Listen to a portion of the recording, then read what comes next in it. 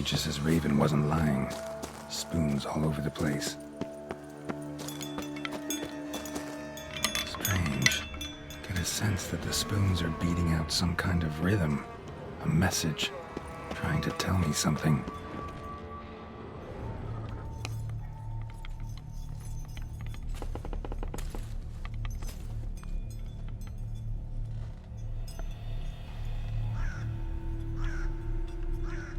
None shall sit and dine with you at your table. No spoon you have shall say to you. Never again shall you wish to spy your reflection in the mirror. Sounds like a curse, all right.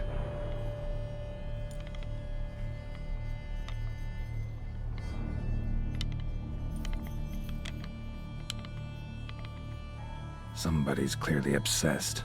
Regis mentioned the place might be cursed. Can't be a coincidence. Need to look around.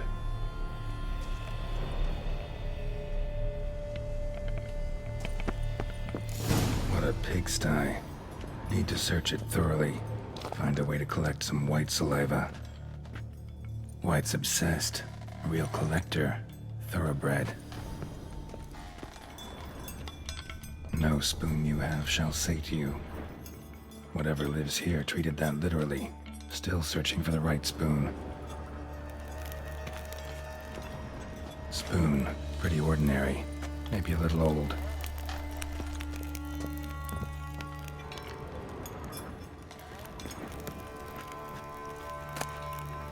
A Saiyan key. Sophisticated crafting. Tag bears a description. White's a true collector.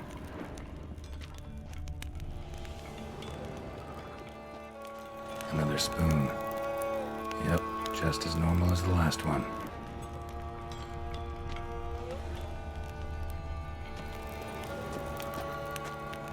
Skeletons. Doubt they came here willingly. This have anything to do with the curse? None shall sit and dine with you at your table. It'd make sense.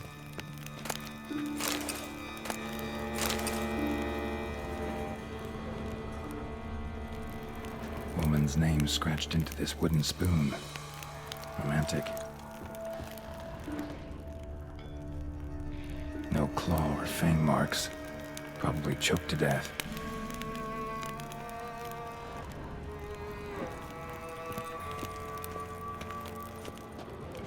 Broken neck. Indentation in the skull's lateral surface. Smacked in the head with something heavy. Right arm bit right off. Teeth all knocked out. Somebody tried to force feed him.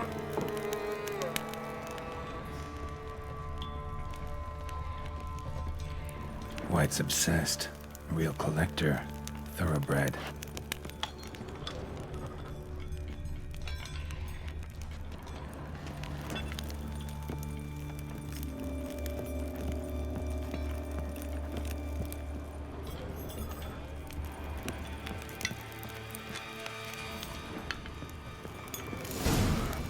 Actually does seem like a White's lair.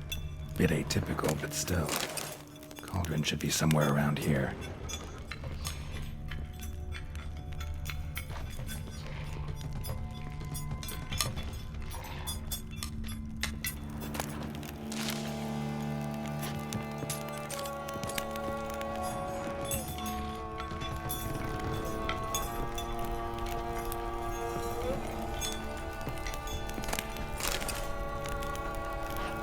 Spoon. Pretty ordinary. Maybe a little old. Thousands of them here. White's been a collector for years.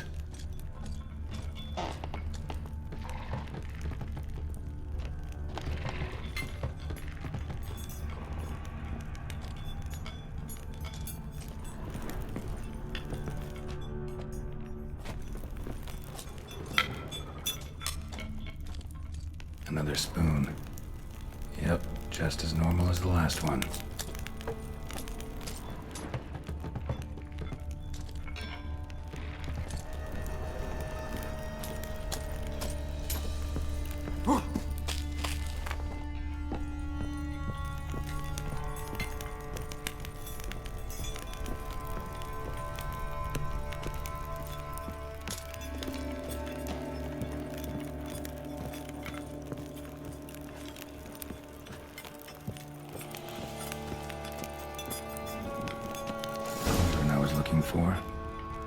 It's not particularly tidy.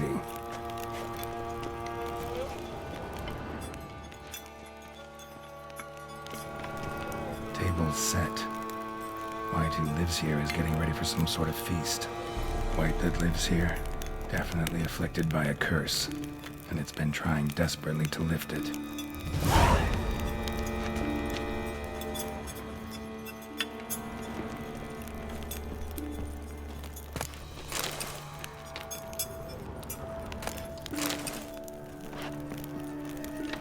Cauldron's empty, unfortunately.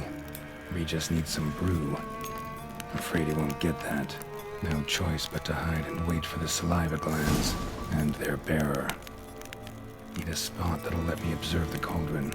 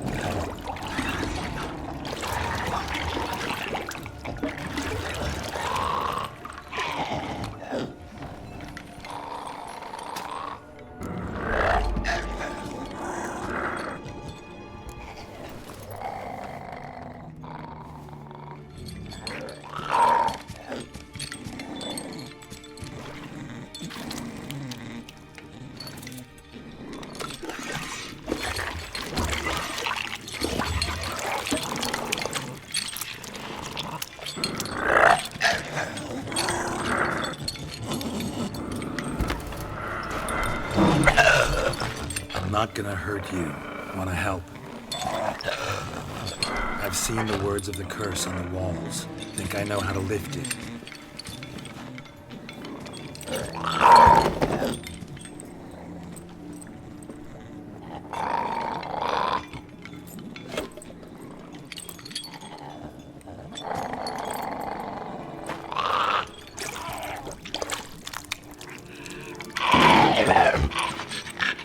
You tried to bring folk here, convince them to sit at the table with you, right? Well, I'm gonna be your guest now. Your willing guest.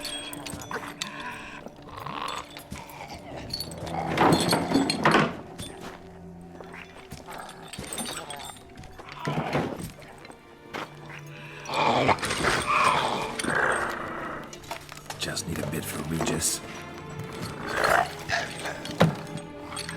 And now we'll tend to you.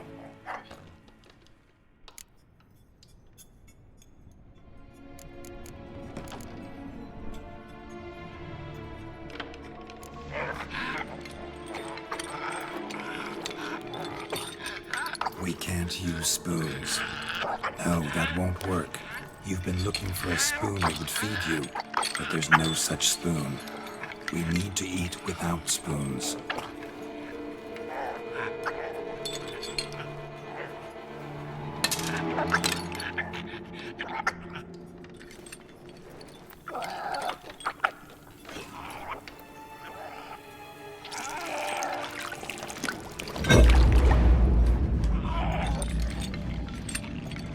Open your eyes.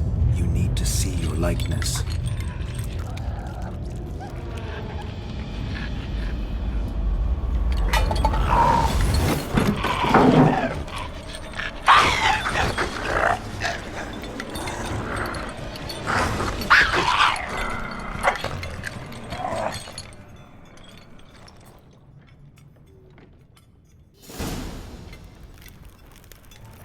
Think it worked. Just not quite like I expected.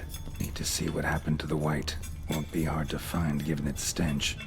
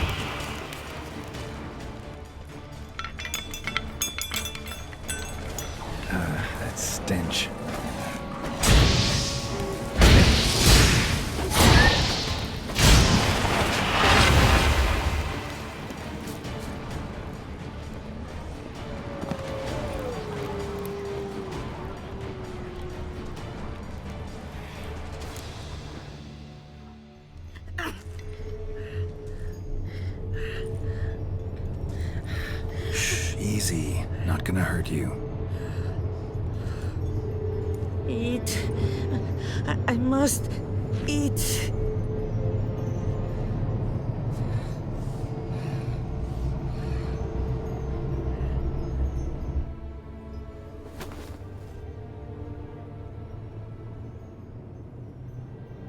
I'll take you someplace safe.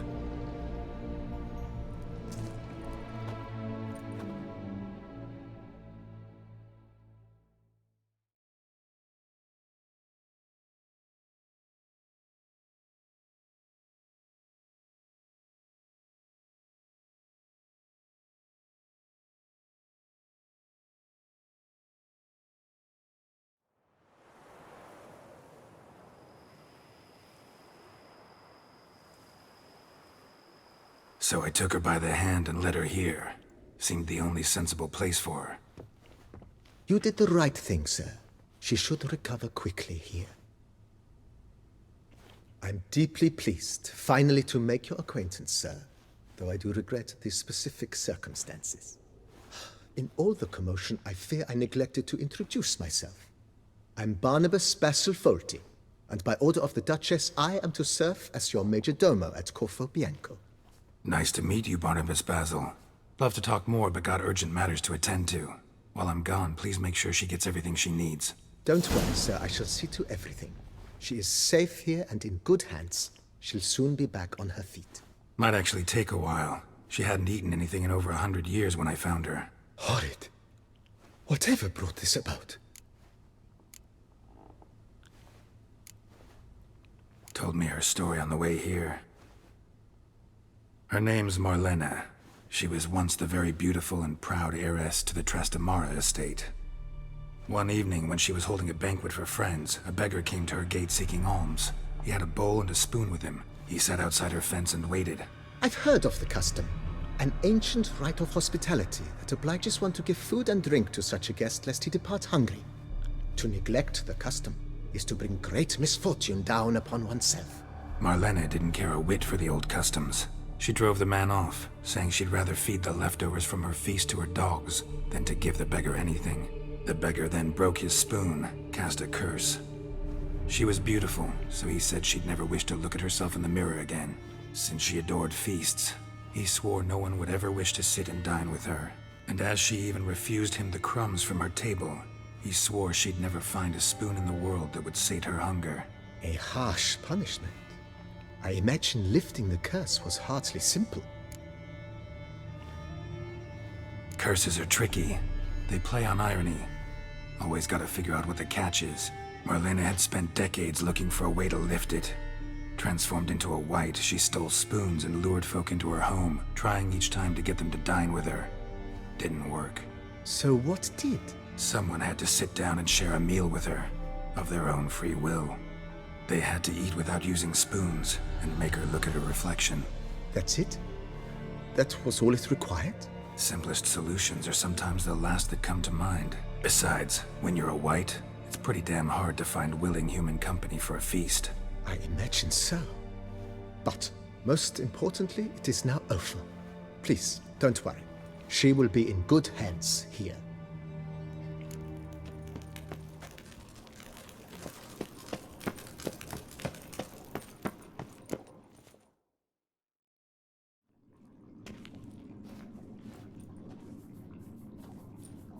Think your friend's hand will make for a nice broth? You've clearly honed your sense of humor. But we are not cannibals, Geralt. I took a fragment of tissue from the hand. It will suffice to prepare some resonance. What did you do with the rest? I cremated it, as our codex commands. Raven told me you'd acquired the necessary ingredient. Pretty helpful creatures. Calling them often? I try not to overdo it. But they can be so useful, as they were now, when I merely needed to be sure I could arrive in time should things go sour. Managed fine alone, but thanks for the thought. Gonna need much longer to finish brewing resonance? Mentioned a last ingredient, too. What about that? That, I fear, might prove troublesome. You see, to use the concoction to summon the memories of one, the solution must contain the blood of another specimen of the same species. Shouldn't be a problem. I happen to know a higher vampire who should be willing to help. Right, Regis? It's not that simple, I'm afraid. While you were away, I tried my damnedest to identify a replacement, but alas, none such exists. Not sure I understand what the problem is. Can't we just draw some of your blood? The blood must be in an agitated state. As I'm certain you know, higher vampires can change their corporeal shell. As our flesh changes, so does our blood's chemical composition. To make a long story short, I shall need to induce in myself a state of strong psychokinetic arousal. In brief, madness, rabidity. And that stands to be very, very dangerous. Dangerous? Why? I mean, you'll still be you, right? True, but I should be highly agitated, in a state of fury. You know better than I that fury cannot be controlled. If you've ever seen an enraged vampire, you know very well that all who find themselves nearby will be in grave danger. How will we handle that? I'd rather not have you lunge at me, claws extended. That makes two of us. But worry not. I've thought it through very thoroughly. Details to follow soon. All right, so what do you want to do? We shall visit Teshem Mutna, an ancient vampire estate. There we will find cages suspended in the air. I will enter one, be confined. You will lure beasts there. Beasts you will then kill. The bloodletting should prove profuse. Abundant enough so that the blood scent will drive me mad. Wild. Teshem Mutna. What's it like? It is a place of torment. A torture chamber. Long ago, shortly after we'd arrived in this world, one among us named Kagmar developed such a taste and lust for human blood that in one night he could imbibe an entire village. This brought trouble on the entire species. Common folk wearied quickly of living in constant fear. They began to hunt us, seek the aid of mages and witches in tracking us down. So what? Not like they could ever hope to kill you. But they were bothersome. Forgive the comparison, but when did you last enjoy mosquitoes buzzing around your head? In any case, the other vampires decided something had to be done. Kagmar had to be caught and punished. A torture chamber was thus outfitted in the dungeons of Teshem Mutna. Inside it, a cage made entirely of a special alloy of silver, dalvinite, and meteorite steel. Kagmar was captured and locked in the cage. Sat there over 2 centuries, driven to fury time after time, never able to escape. Thus I know the cage will withstand the fury to which we shall drive my humble being. See no reason to dawdle. Teshem Mutna. Take me there. In a moment. Just one last thing.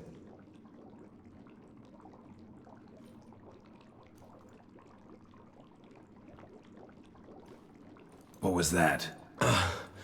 Blood. Oh, the last favor the Raven did me.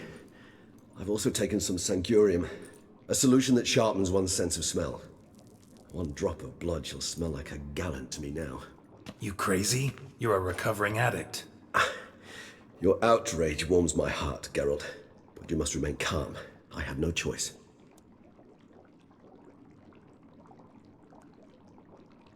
As things stand, the die is cast. High time we set off for Teshem Mutna. My head's spinning already, and you're starting to smell quite tasty. And you're starting to scare me.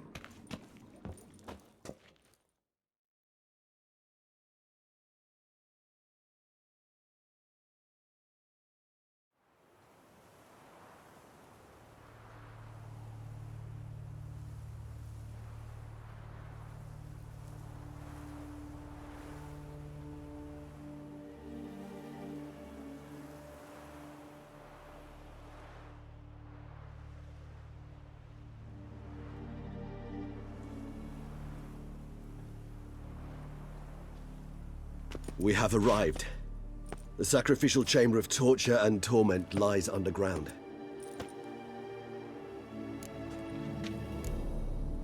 Sure you know what you're doing? I can only hope I do. Please, let's go. The longer we delay, the less control I shall have of my faculties. I'd really prefer not to hurt you. You lead.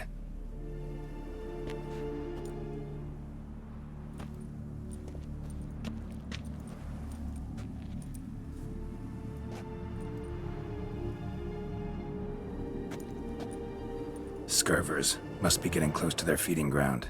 Correct. I told you there'd be danger.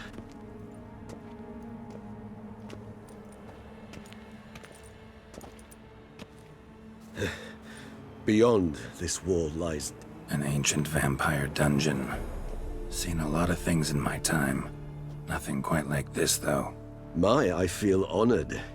A man with such a wealth of experience, yet I'm about to show him something new. Now, to open it.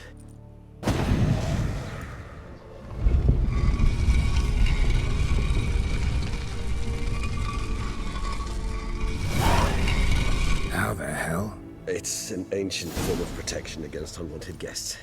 The mechanism which releases the latch reacts only to a higher vampire blood. Tricky mechanisms, a vampire hideout. Fortified, secured. Must have been important to your species once, Toussaint. It shall always be so. During the conjunction, the gate from our world into this one opened upon this man and no other. This was the first place we saw.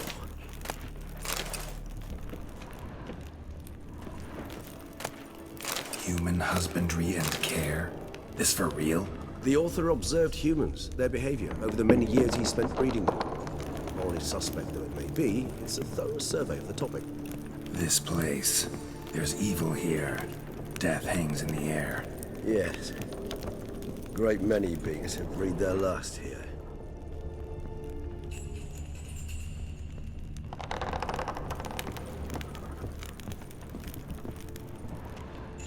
Glyphs are carved into the rock. Coated with blood used to be. They mean something? They're emblems, symbols of, well, what you would call tribes, dispersed throughout the world after the conjunction. My ancestors placed them here to remind us of where we came from. Cells? Who for? Disgraceful. Excruciating, so this particular page from our history. I'd rather not summon the demons of the past if it's all right with you.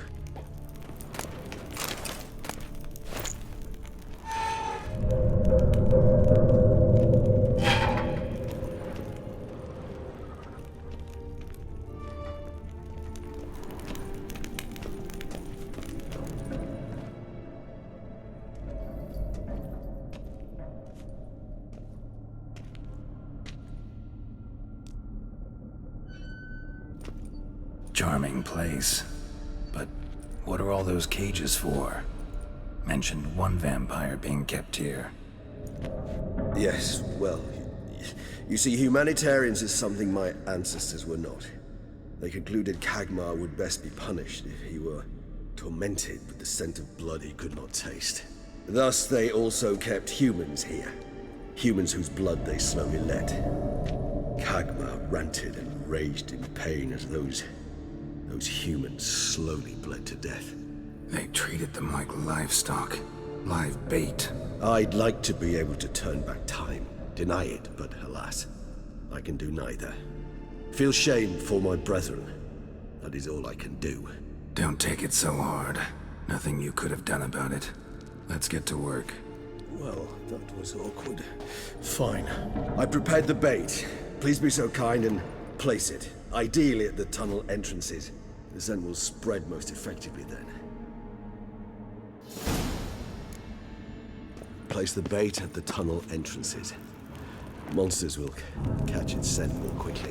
When I think how these tunnels got here, sends shivers.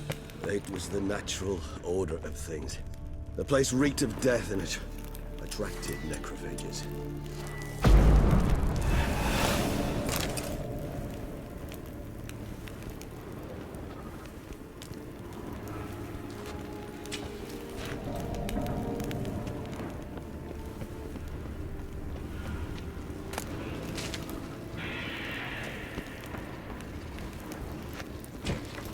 Three done.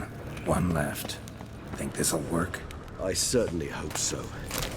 Meat's stench is so thick, I wager it carries clear to loaded rat.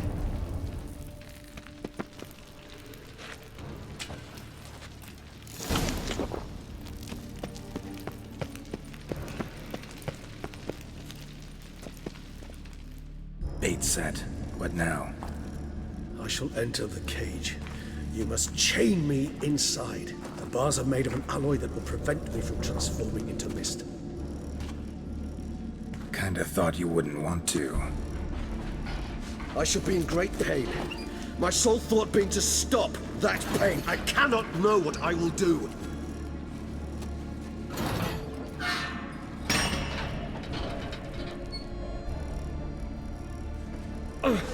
We must hurry. The beasts have caught the scent, also my head has started spinning. That the blood? Someone who's never experienced a vampire's bloodlust does not know the true meaning of thirst.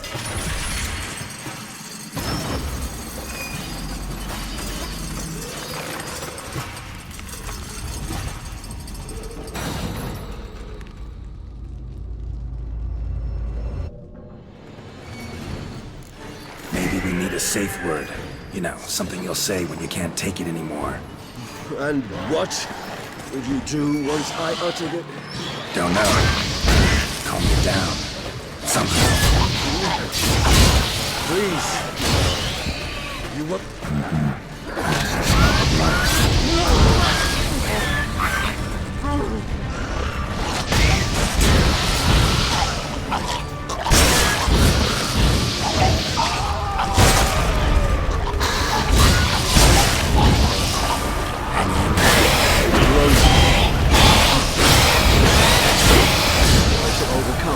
Good, because I can hear more coming.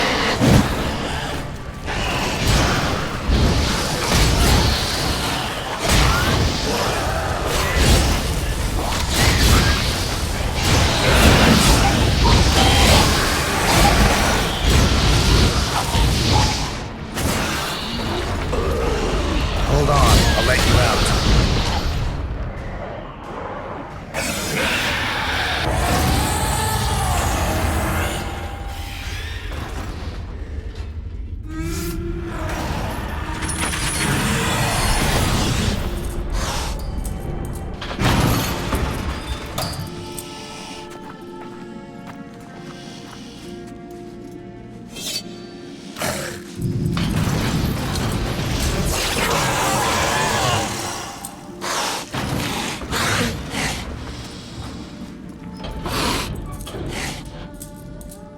Need to hang on a little longer. Blood'll dry in a few hours. Scent won't bother you.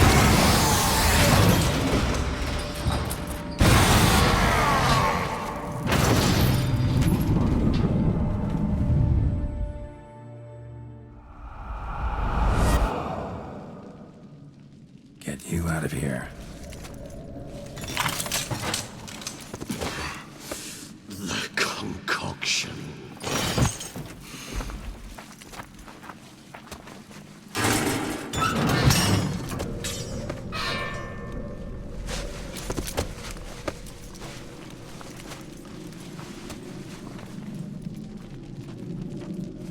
You can't finish it in this state. Tell me how. I'll help you.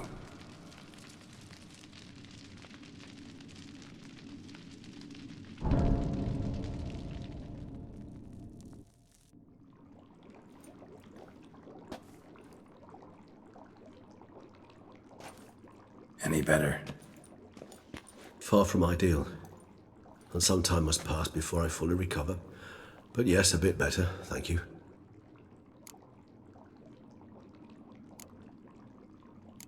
Never expected it to be like that. You didn't tell me. We need not discuss it. But we do. Because if I'd known you were going to subject yourself to torture, What would you have done? found Dettlaff some other way. I did not wish you to use any other way. Did that occur to you? No, because I thought no being would ever willingly subject itself to that kind of pain. You vampires aren't any different from us in that regard. I told you. The pain is my way of paying my debt. The enormous debt I owe Dettlaff. If I had to do it again, I would in a heartbeat. Resonance. It's ready. Are you certain you followed the formula? The proportions were exact, the brewing time precise. This is important, Geralt. The slightest deviation, could cost even a witcher dearly. Relax. Got some experience brewing potions. Very well. In that case, let's begin.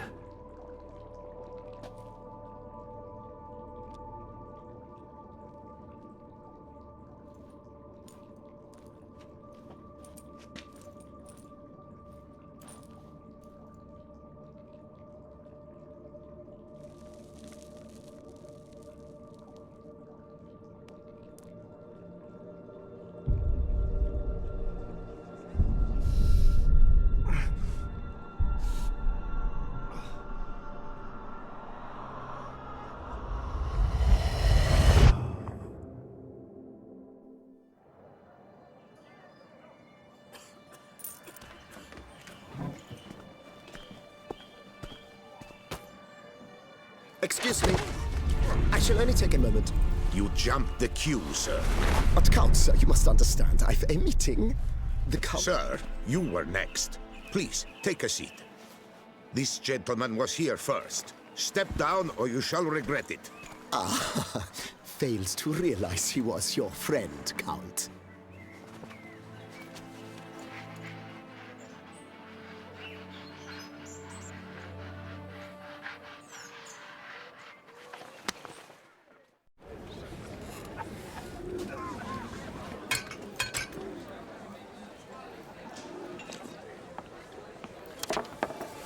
It was then I ordered him to give up his seat and step off the stand. If only you'd seen his face. We got him good, didn't we, Detlef?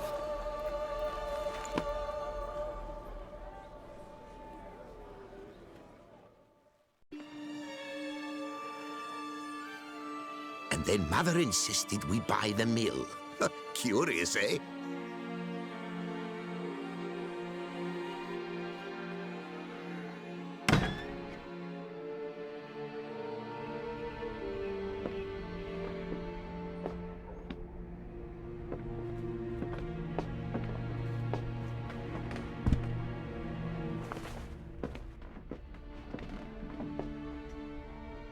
But at least I've a yarn to spin for friends and associates. Forgive me.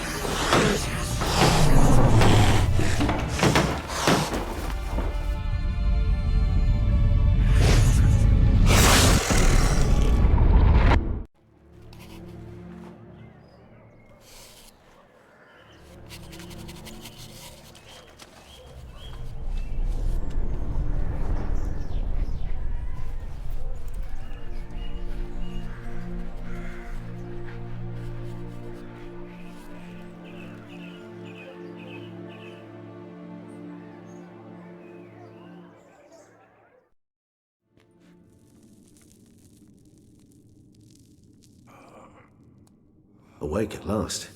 You ride like a squirrel caught in a snare. I'd begun to fear they were death throes, that you'd departed. Sure wasn't pleasant, but it worked. What did you see? Delacroix. His death did not come easy. Seems Detlef had made friends with him. Still killed him, and chopped up his corpse. And he was overcome with fury, remorse. Cut off the hand that had committed the murder. Interesting. And entirely unlike the Detlef I know. See anything else? Saw a moment. Delacroix did something selfless. Was kind to Detlef. Guess it could have been the start of their friendship. Why the uncertainty? Nothing extraordinary about it. Normal, everyday situation, really.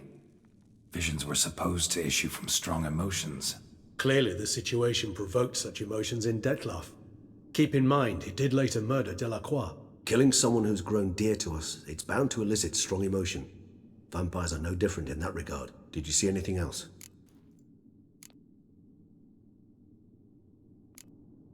There was something. Showed up twice in the vision. A bootblack stand.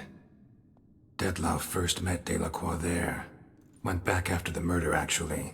Peculiar. Stand was somewhere in the Port District. And the bootblack acted as if he knew Detloff.